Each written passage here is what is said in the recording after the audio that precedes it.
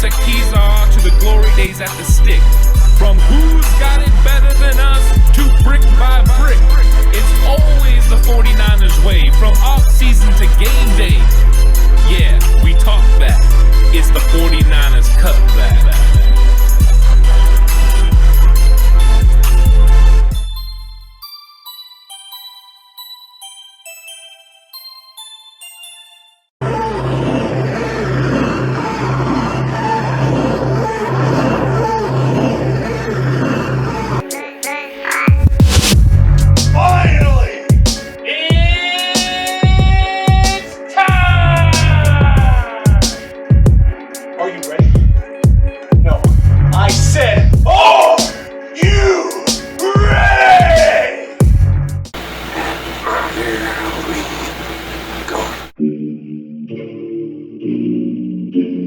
Here.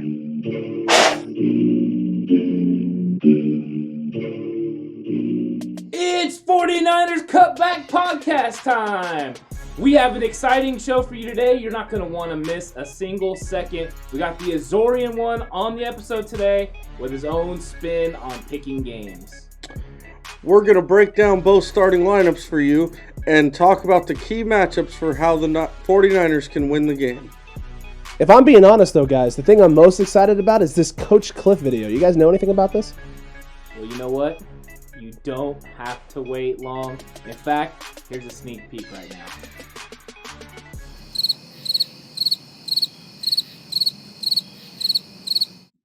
What?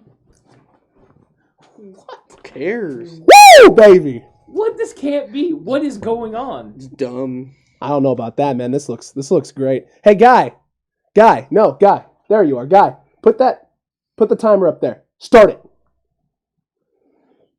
All right. Yep. I can't wait now. I just Whatever, can't wait. I don't dude. know what's gonna happen, but I can't wait.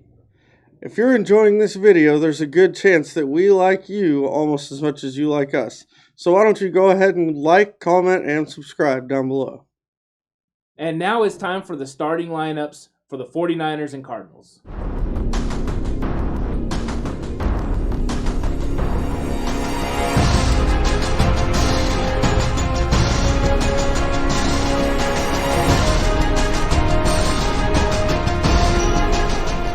And the starting lineup for your San Francisco 49ers. Right tackle, Mike McGlinchey. Right guard, Daniel Brunskill. Center, Ben Garland. Left guard, Laken Tomlinson.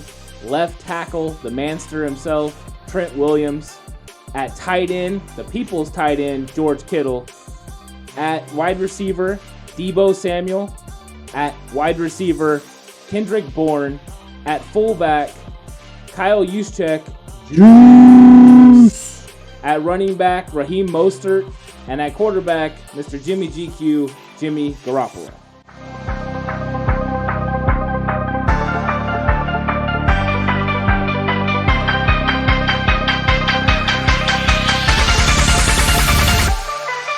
And now the Cardinals defense that'll be tasked with stopping the second highest scoring offense in the game last year.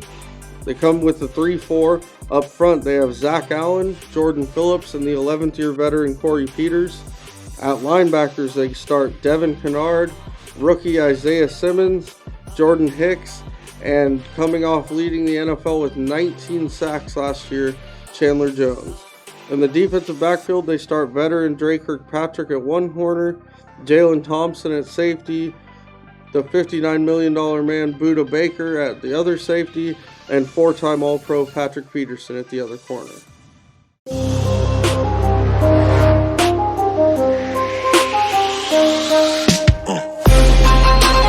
And now it's time for those pesky Cardinals and their offensive lineup.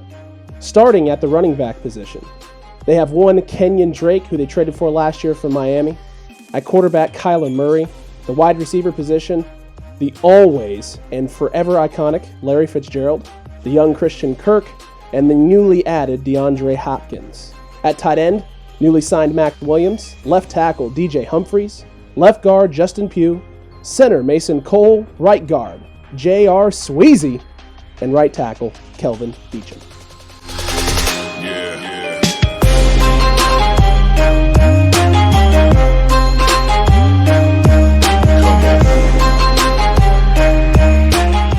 And the starters for your 49ers defense, up front at defensive end, the $85 million man Eric Armstead.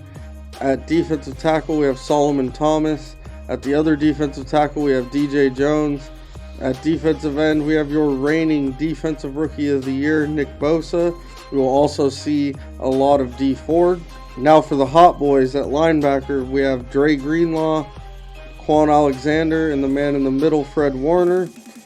And for your starting defensive backs, we have Emmanuel Mosley at corner, Jimmy Ward and Taquaski Tart at safeties, and your 10th year, 5-time All-Pro Richard Sherman at the other corner. We will also be seeing a lot of K'Wan Williams mixed in there. Now it's time for our key matchups for the game today. So we'll start off with you, Alex. What is your key offensive matchup for the 49ers? All right, so for me, key matchup for the 49ers, it's a big one, okay? It's a huge one. It's Jordan Reed, and let me tell you why. Jordan Reed is the piece that we added this offseason specifically for teams in the NFC West, like the Cardinals, like the Seattle Seahawks, who are going out and grabbing guys, signing Budda Baker to an extension, trading for guys like Jamal Adams, okay, to make it harder for them to guard Kittle. I have a feeling they're going to send a lot of double teams. They're going to try and disrupt Kittle's flow as much as possible. So Jordan Reed versus that linebacking core versus the safeties, whoever it ends up being, whoever they decide to put on him in space, it's going to be crucial and important for him to be able to exploit that matchup, even if it's just red zone touches. We saw it the second game last year that they played. The second time the Cardinals and the 49ers played last season. Ross Dwelley with Kittle out had 4 catches for 14 yards, but 2 huge touchdowns in that game. It's vitally important that Reed, especially in the red zone, is a viable option that we can exploit against that secondary or that linebacking core of the Arizona Cardinals. And if you're asking me which is the better option, is it Jordan Reed or is it Ross Dwelley? I love Ross Dwelley, but Jordan Reed is a much better receiving tight end. For the 49ers, Jordan Reed is going to be so impactful this year. Like you said, the NFC West teams went ahead and decided that they were going to do everything they could to stop George Kittle. So the 49ers have found ways, around that specific move. And Budda Baker is just no match for George Kittle or Jordan Reed in this case. I don't think that Jordan Reed is going to be covered by Budda Baker very much. So that means it's a linebacker. And if you're covering Jordan Reed with the linebacker, that's a mismatch made in heaven for the 49ers and Kyle Shanahan. I don't think there's any way any one of Arizona Cardinals linebackers can cover Jordan Reed one-on-one. And then he's too smart to sit. He'll sit down in zones. He's going to be all kinds of problems. So, yeah, I think Jordan Reed's going to cause major problems for Arizona's secondary. Let's be honest. After his record-breaking 2018, every NFC West team, if not every team they played, came in to stop George Kittle. Now they're going to come in. That seemed to be the one thing that did work a little bit against the Niners last year, to slow them down. Now you come in to stop George Kittle, we're coming at you with another Pro Bowler at tight end.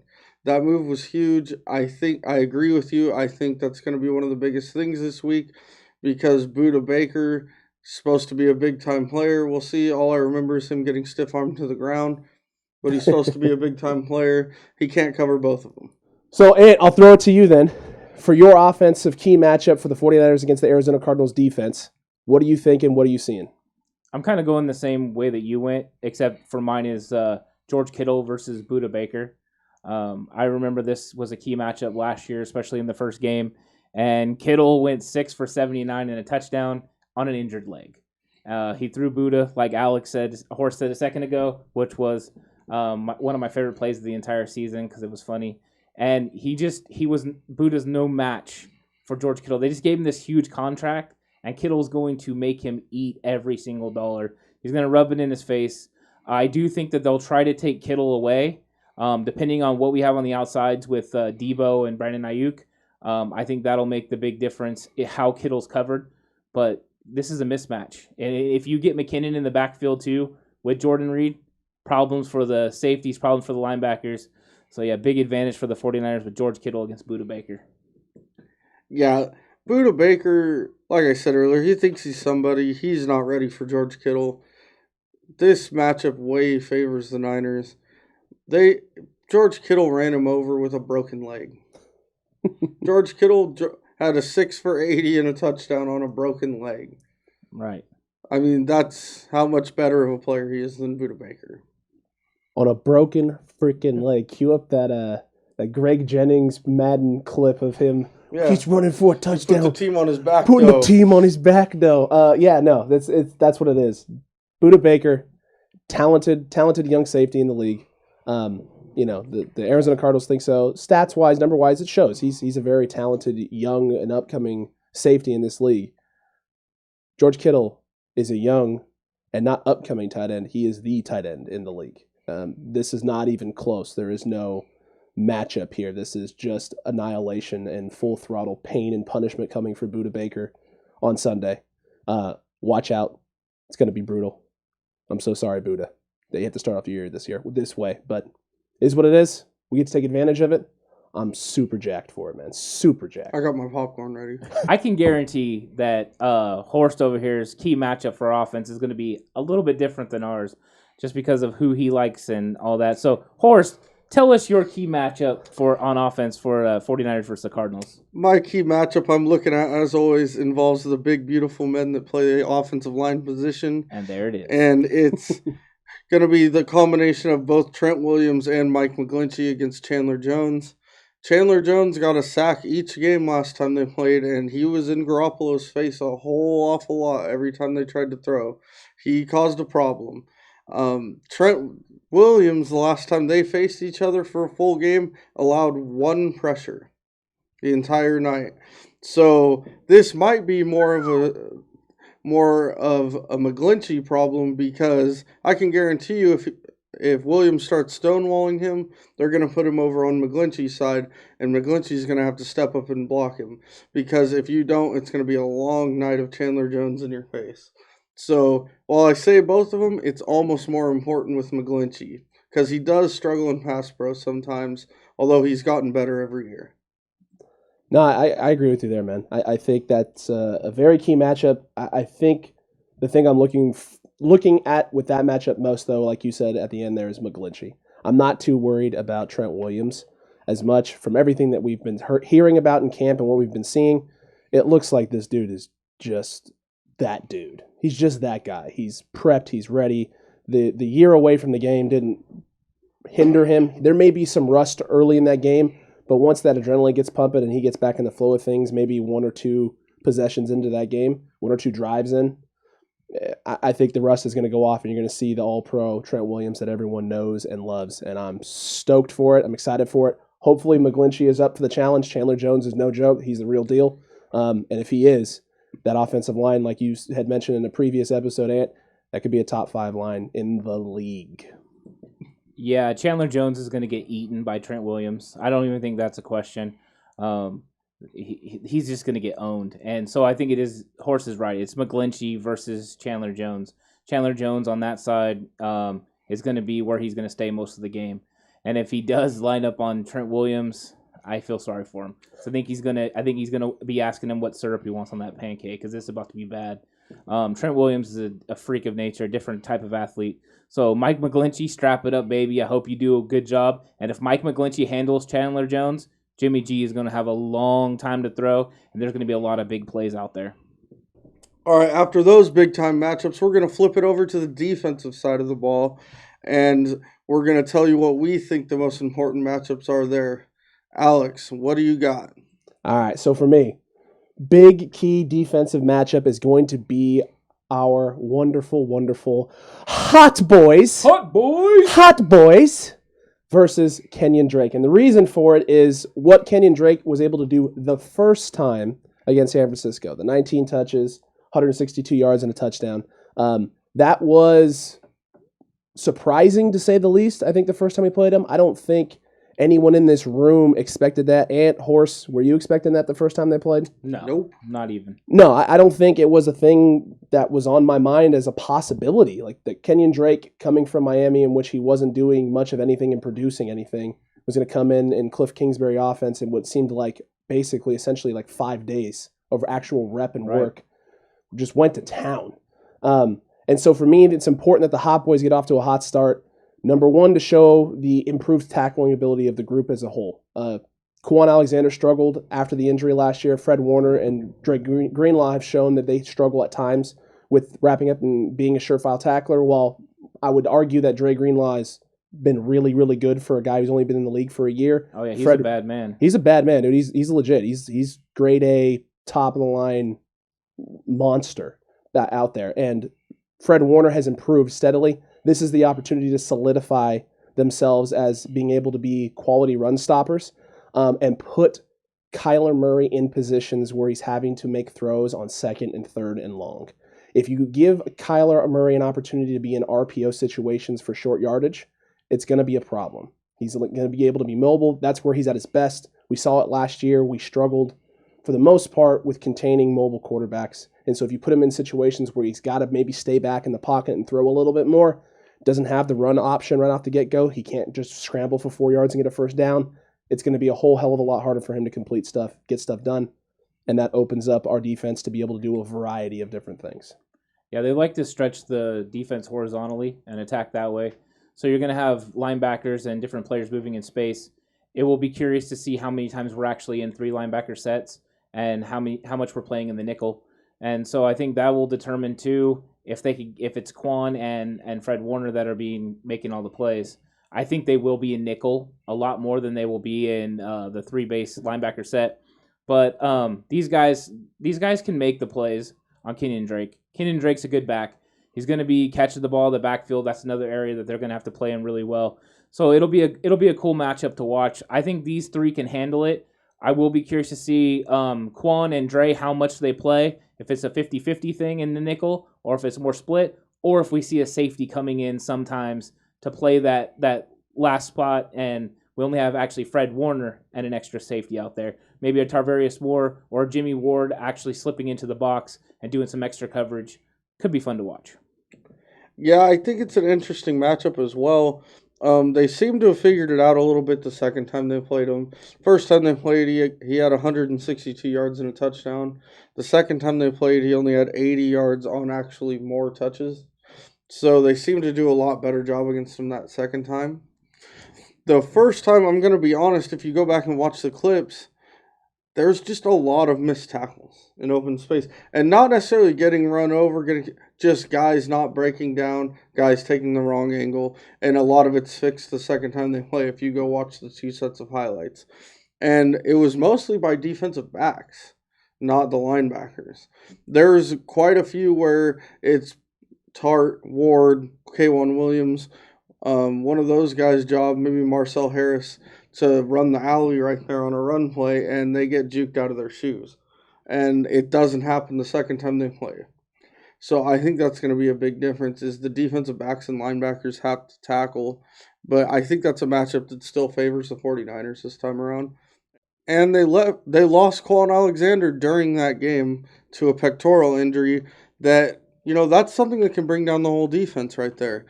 Seeing a brother or leader go down, and they looked like they were playing without a leader in that first game. So with that being said, mine's out of the way now. The Hot Boys, we know how great they are. We love them here on the 49ers Cutback. We're big fans. We are.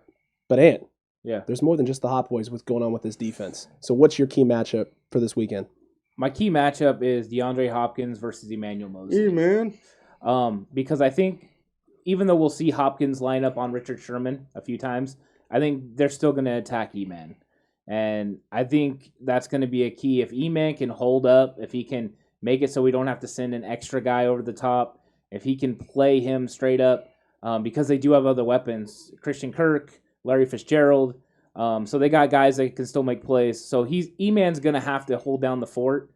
And I really hope he's getting tested right off. Hopkins is one of the best receivers in the league. Last year he had over 100 catches, over 1,160 yards receiving in only 15 games. So the dude's legit, and he's going to be playing with a similar style quarterback. Deshaun Watson last year, now Kyler Murray. So the creation of extra time and extra plays, and he knows how to create and break off his routes and come back to the ball. Those type of things are make me nervous. Kind of the whole Russell Wilson effect. But with Kyler Murray, those things are always, oh no, breakdown in coverage. But I think E-Man's up for it. I think it's going to be a battle. I think he'll win some and he'll lose some, but that's the key matchup, I think, on defense. Yeah, Hopkins is a beast. He's a one-of-a-kind kind of player. E-Man better be up for it or he's going to get the ball thrown his way a lot. I'm not sure about what they would think, but I would never put him over there on Richard Sherman if I was them, to be honest. I would definitely go try to pick on Emmanuel Mosley. What they don't know, what we know as Niners fans, is E-Man's up for it. E-Man's a good player. Do you think more people will take a shot at at Richard Sherman now that people got away with it last year at the end of the season? I think when they have speed guys, they will. I don't necessarily think a guy like Hop would be the guy that they will do it with. A Christian Kirk's the kind of guy that I think someone would come at him with. Plus, Sherman is the kind of guy, when he sees Hopkins, Sherman's playing his best. When he sees one of those guys, he's playing his best. I can tell you who they're not going to go deep to. That's Larry Fitzgerald because he runs like a 5'3" now. So anything past 10 yards, we're not worried about that. Are you saying that I might be faster than Larry Fitzgerald currently? Not possible. Then just made a statement that Tom Brady might be as fast as Larry Fitzgerald. Oh goodness.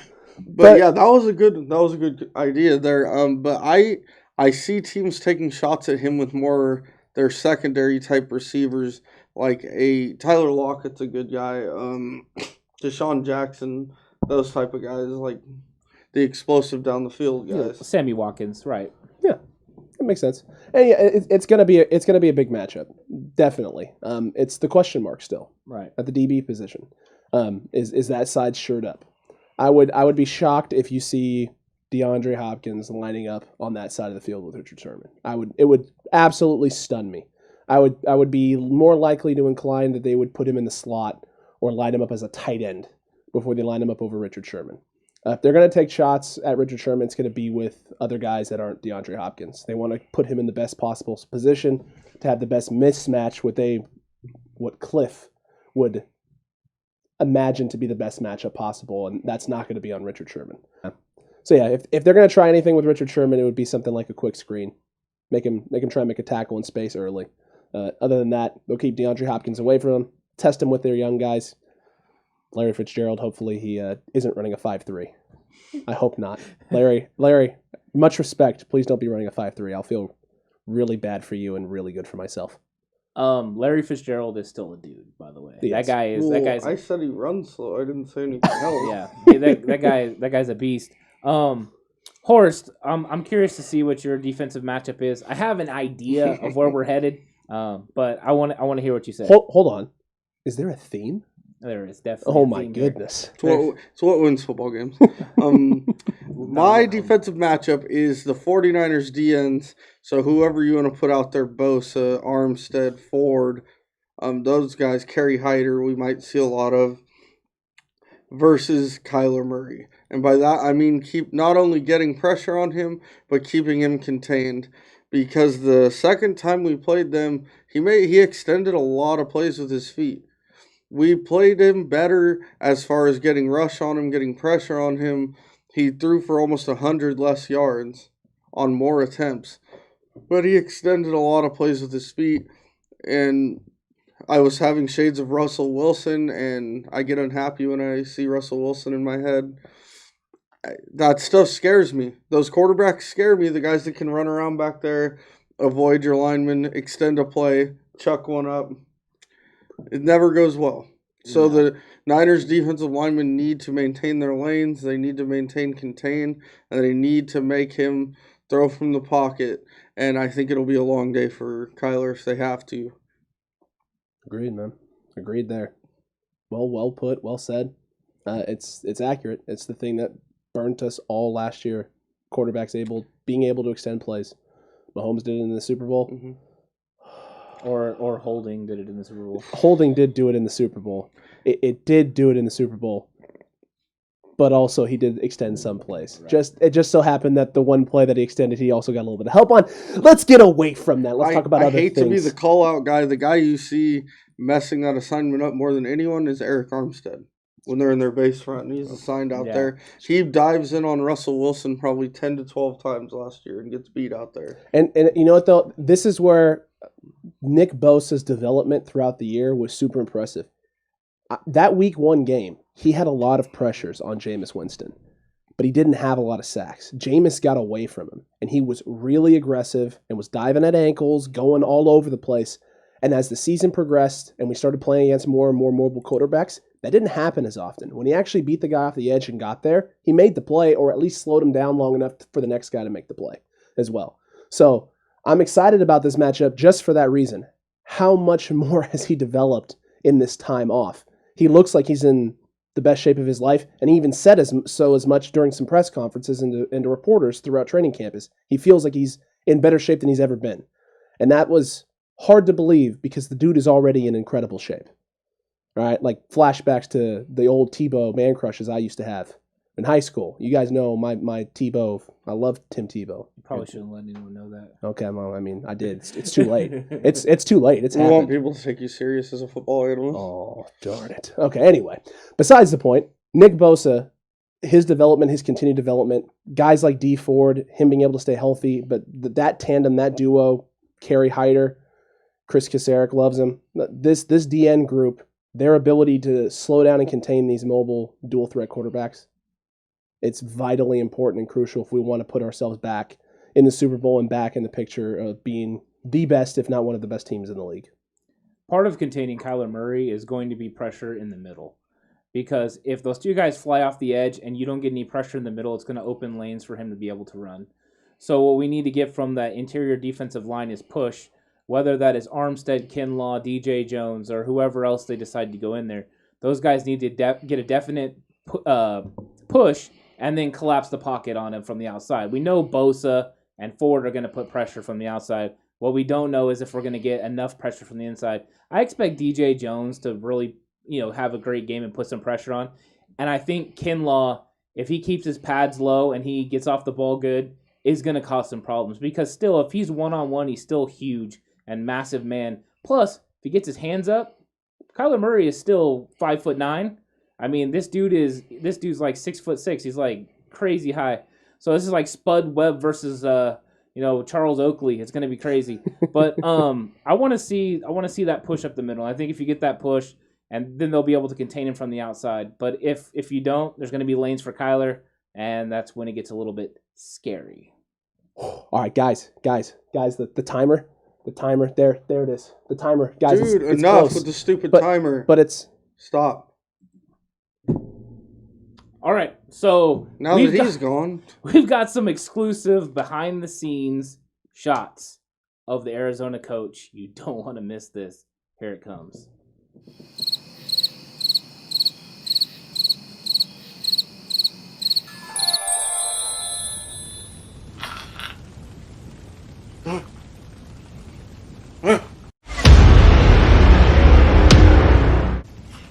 No! Stop!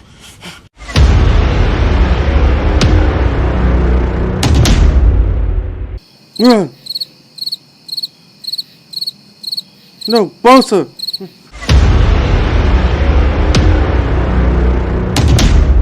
Kittle, get him!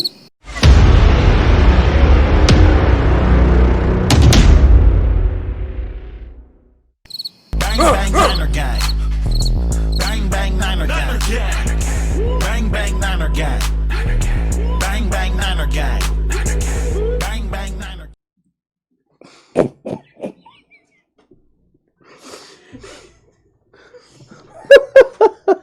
holy cow, guys! Looks like Cliff gained a little weight there. Just a smidge. I'm a Horseberry fan. I'm a big Horseberry fan. I've always been one. Yeah. I bet you are. Oh, I bet you are, sir. I bet you are. Well, now that that's over, we know what Coach Cliff Horseberry is all about. It's time for a new and improved version of Wow, That's Bold. Wow, that's really bold. Whoa. Whoa. Whoa. My wow, that's bold is that the 49ers will hold Kyler Murray under 200 total yards and force 3 turnovers. Wow, that's bold. That's bold, man. That's really bold. Holy cow. And My wow that's bold is that often maligned, never thought this was going to happen, most 49er fans, but Dante Pettis will score the first 49ers touchdown of the season. that's bold. I like that. That's really bold, man. Okay, so mine, love him to death. Jimmy G. Jimmy Jesus. Jimmy GQ. All the nicknames you can possibly throw at this man. He's going to go 22 for 28 for 325 yards, 3 touchdowns, no picks, and 2 of those TDs are going to the newest tight end acquisition in the offseason, Jordan Reed. That's right. Full sail on Jordan Reed this whole week. That was very specific. Very bold, very specific. Probably should have made this a very specific segment specifically for me, but it's fine. Maybe It we is should bold. ask Coach Horseberry what he thinks. I mean, he looks like he's got some other things he's worried about. So, All I got to say about this segment is, whoa. whoa, that's really bold. Naturally. In a world full of bad takes and unwarranted opinions, one group of people has come together to legitimize 49ers talk. It's 49ers Cutback Podcast time! As legendary as Jerry Rice.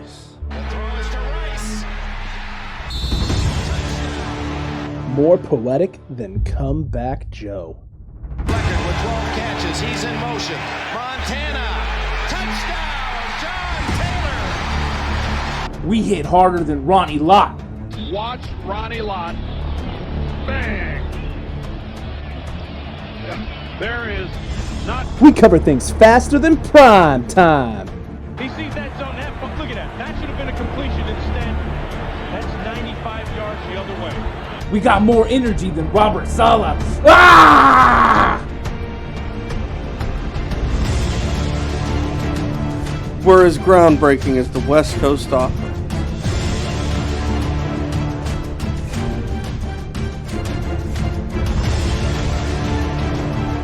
Sprint right and catch the next episode.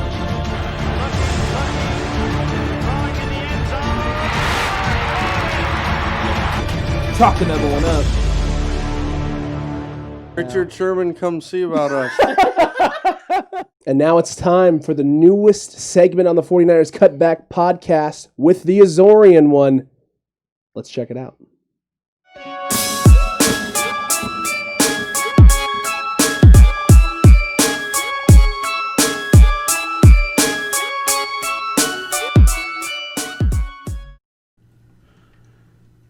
So is that what we're doing? Yeah? Just gonna lay right there in the shot on the very first edition of this? Yeah. Oh, and take a bath while you're at it. Yeah, that's great. Yeah. Hey, Niner Empire and the Niner Cutback Podcast. This is the Azorean one, Anthony Esteves, and you are watching the first edition of Lock It Up. Now, I know what you're thinking. Hey, is that guy from the Capeless Crusaders? Why, yes. I am the Azorean one, Anthony Esteves of the Capeless Crusaders podcast, available on your favorite podcast app and on nerdon.tv. Now, I know you also might be thinking another thing. Hey, what's a comic book nerd doing on a sports podcast? Shut your mouth, all right? Am I a nerd? Of course I'm a nerd. Look at me. I'm wearing Tony Stark sunglasses. But look, just because I enjoy movie blockbusters, independent films, and enjoy an occasional comic book and superhero story doesn't mean I don't have sports in my blood. I've been playing football since I was a wee little lad, all right? And you're looking at someone who is a 2-time back-to-back football champion. Sure, it was flag football. But that is where you learn the fundamentals. So therefore that makes me a 2-time back-to-back champion of the fundamentals of football. He left. Enough of that. This is Lock It Up, where I'm going to give you my picks every weekend for the NFC West, starting off with Week 1. That's right, I'm covering everyone in the NFC West, from our beloved San Francisco 49ers, all the way up to the dirty, rotten seagulls flying around saying, mine, mine, mine, mine, mine, and all the way down to SoCal, where there's a bunch of Rams running around. Starting with this week. Now, we got the Rams going against the Cowboys, and in my pick, as much as it stings me to say, wearing the red and gold, I see the Cowboys beating the Rams. Then we got a bird fight going on where the Seahawks, my bad, take on the Falcons. And in that game, I see the Seahawks squeaking out a win against the Falcons. And of course, we got the Niners going against the Cardinals. And in that NFC West battle, Niners all day. That's what I got for you. Those are my picks for the opening weekend, Week 1, in the NFL 2020-2021 schedule. That's what I got for you. Wearing beautiful Tony Stark sunglasses and telling you, peace in our time. This is the Azorean one, Anthony Esteves. The hell is my cat?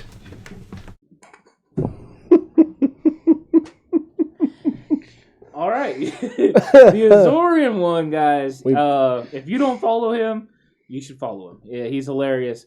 And so let's go through the Azorean one's picks, and let's throw some of those out for us as well, what we're thinking. So let's go ahead. Let's kick it off with the Cowboys versus the Rams. Horst, who you got winning the 125 game, Cowboys at Rams? I got Zeke running wild, Cowboys winning 27-17. I don't have Zeke running wild in that game, but I do have that Cowboys offense sticking it to the Rams offense. Rams coming back late. Cowboys 24-21. All right, I thought this one was going to be close. I think the offenses are going to take a little bit to get started. Maybe more of a defensive battle. I got the Cowboys 20-17. All right, so the next game on the schedule is the Seahawks at the Atlanta Falcons. Alex, who do you got? Well, we saw the Azorean one, and he took a good one there. He took the Seahawks, and that's the consensus favorite. And I'm going to throw a little bit of a curveball here. I think that Seahawks defense, and we've been talking about it, I think this is the year of the magic starting to crumble for Seattle, and I think it starts in Week 1 against these Falcons and that high-powered Falcons offense. I think Todd Gurley shows that he isn't as washed up as everyone thinks he is. Falcons winning 28-20. Yeah, I think the Azorean one's right on this. As much as I hate the Seahawks, I can't pick against them in this. I think they're too good for the Falcons in Week 1. So, Seahawks 24-20. Yeah, I'm going to have to agree with those guys. I have the Seahawks winning. I think Atlanta's going to be up 28-27. I think Russell Wilson's going to throw a ball. It's going to bounce off 11 people, and someone's going to catch it, get into field goal range. You know what I'm talking. Although I'm joking, everyone here knows what I'm talking about with Russell Wilson. There's a belt on the line. He's going to make a ridiculous play, and the Seahawks are going to kick a field goal as time runs out to win 30-28. I mean, it could happen, but there's a big asterisk. It's going to have to bounce off 11 helmets, otherwise it's not going to count. I'm sorry. I can't do it. I can't let him have that one. And then, of course, the matchup that we're all here for and the one we care about the most of all of them, the Cardinals at San Francisco. The Azorean one obviously took the wonderful and fantastically gifted team that is the San Francisco 49ers. Anthony, though, what are you thinking? I think the Azorean one is right again. I got the 49ers winning 31-27. I think Shanahan schemes it up in the first one. I think Jordan Reed and George Kittle are too much. I think McKinnon gets involved early and often. And I think actually the 49ers are up, maybe 31-17. And then a couple late scores by Arizona, but it's just not enough. 49ers 31-27. Yeah, I have the 49ers winning. I think it's a pretty good game up until about halftime. I have them winning 31-17. So your couple plays aren't going to happen. Alex. That is incredible because I also have 31-17 San Francisco, Horse. So you and I on the money with the numbers. So it'll be 31-27. It will definitely be 31-17. And the man of the day is going to be the man who now wears number 81. This is an Anquan Bolden jersey. I don't want anyone to freak out and think this dude actually has a Jordan Reed jersey. No, it's a Bolden jersey in honor of the fact that he played for both of these teams. But Jordan Reed is going to be the man of the day. Lock it up right now. Sounds like someone just didn't do laundry. There's a chance also that I just didn't do laundry. That's possible. Now you've heard from us. We want to know what you think. Who is going to win the Arizona Cardinals versus San Francisco 49ers Week 1 game? And let us know what the score is going to be in the comment section down below. And while you're down there typing things out and all that fun stuff, don't forget to like and subscribe to the page. I can't wait for the game on Sunday. I just can't wait, man. Yeah, I've been waiting for this since the day after the Super Bowl. Time to get rid of that bad taste in all our mouths. Look forward to a new season. Revenge tour. It's here, man. Revenge tour. We've been waiting, all of us. We've been super pumped. Every 49ers fan, every 49ers player. So let's do this, baby. Week 1. Let's go. Woo! Didn't think we were going to get here. We're here, man. Let's get this. Yeah, I was scared a little bit, but we got here. Man, Let's this game rock. is going to be hype. I'm excited for this one. I'm also excited about the future of the show. Make sure you guys check out future episodes that are coming up. There'll be a new one on Tuesday. Don't forget to check it out. Check out any of our other videos along the way.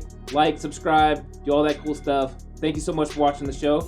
Hey guys, you know what? Chalk another one up.